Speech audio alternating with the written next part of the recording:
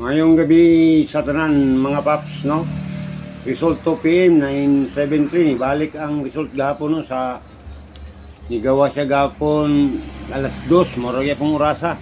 Pero ang plaster niya 973 gahapon ang iyang plaster 379. Pagka 5 PM po double 944. So kani atong pahabol pag single guide siya kani.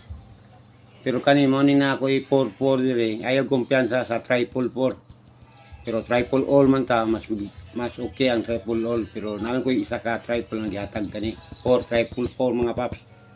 Kana atong pahabol para 9 PM draw no. So pa-subscribe na lang pud ko, pa-like, then i-share na pud sa atong live.